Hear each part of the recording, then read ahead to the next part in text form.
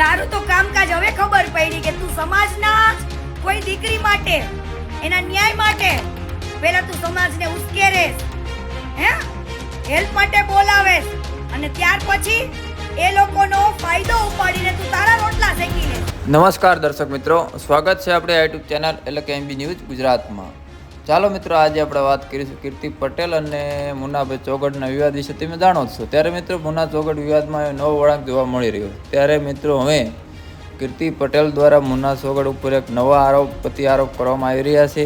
એ આરોપમાં એવું છે કે ભાઈ મુન્નાભાઈ ચોગડ જે સમાજ સેવા કરી રહ્યા છે, જે કોળી સમાજના આગેવાન છે, પરંતુ ખરેખર મુન્નાભાઈ ચોગડ કોળી સમાજના નામે ચરી ખાતા હોય તેવો આરોપ કીર્તિ પટેલ દ્વારા કરવામાં આવી રહ્યો છે. ત્યારે કોઈ એક બેન દીકરીના કેસમાં મુન્નાભાઈ ચોગડ દ્વારા લાખ રૂપિયા લઈ સેટલમેન્ટ કરી અને સમાધાન કરી લીધું હોય તેવો આરોપ કીર્તિ પટેલ દ્વારા લગાડવામાં આવી રહ્યો છે.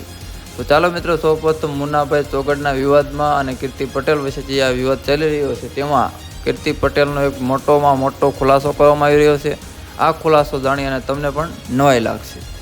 ઓહો મુન્ના, તારું તો કામકાજ હવે ખબર પડી કે તું સમાજના જ કોઈ દીકરી માટે એના ન્યાય માટે પહેલા તું સમાજને ઉશ્કેરેસ, હેલ્પ માટે બોલાવેસ અને ત્યાર પછી એ લોકોનો ફાયદો ઉપાડીને તું તારા રોટલા શેકી લેસ. ચાલ, તને યાદ ન હોય તો એક કિસ્સો યાદ અપાવ. એકાજો એવા તો ઘણા ખરા તારા કિસ્સા છે કે તારા રોટલા શેકી લીધા હોય, પણ આ ભોળી પબ્લિકને ખબર નથી ને, હું યાદ અપાવું.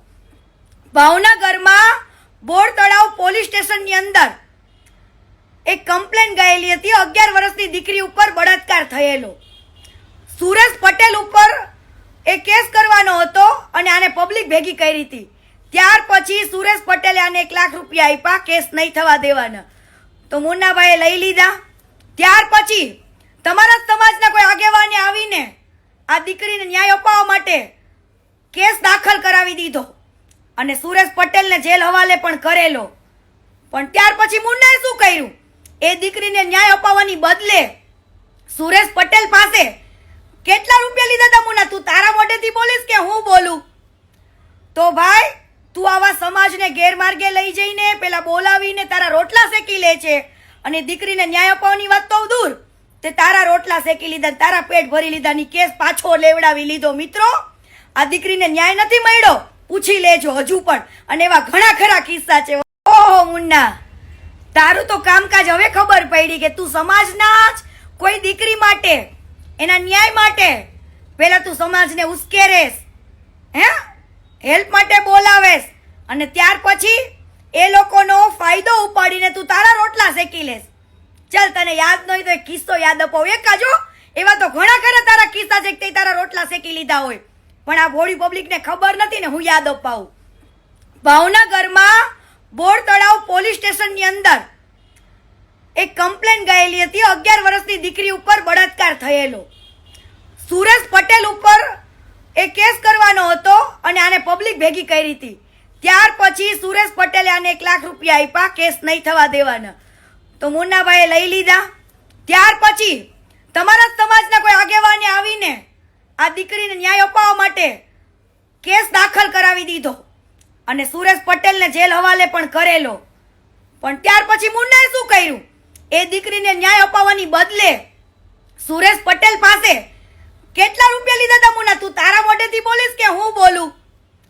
તો ભાઈ, તું આવા સમાજને ગેરમાર્ગે લઈ જઈને પેલા બોલાવીને તારા રોટલા શેકી લે છે અને દીકરીને ન્યાય અપાવવાની વાત તો દૂર, તે તારા રોટલા શેકી લીધા, તારા પેટ ભરી લીધા ની કેસ પાછો લેવડાવી લીધો. મિત્રો, આ દીકરીને ન્યાય નથી મળ્યો, પૂછી લેજો હજુ પણ, અને એવા ઘણા ખરા કિસ્સા છે.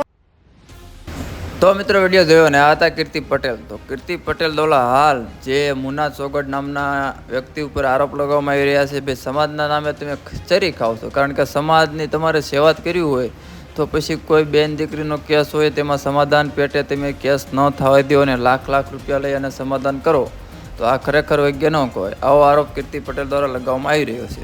તો મિત્રો, અહીં કીર્તિ પટેલ દ્વારા જે મુન્નાભાઈ ચોગડના ઘણા બધા તર્ક વિતર્ક ના નિવેદનો સામે આવી રહ્યા છે તેના વિશે અને કીર્તિ પટેલ દ્વારા હાલ જે ખુલાસો કરવામાં આવ્યો કે ભાઈ મુન્ના ચોગડ નામના યુવાને જે તે સમયે સમાધાન પેટે એક દીકરીના કેસમાં એક અબળાના કેસમાં, એક નારીના કેસમાં 1 લાખ રૂપિયાની લાંચ લઈ અને સમાધાન કરી લીધું અને પછી કેસ પણ ન થવા દીધો. તો ખરેખર આ વાત જો સત્ય હોય તો કેટલા અંશે યોગ્ય કહેવાય. તો ખેર મિત્રો, વધારે વાત ન કરતા તેના વિશે તમારે શું કહેવું છે તે પણ એક કોમેન્ટ કરીને જણાવજો. જય હિન્દ, વંદે માતરમ.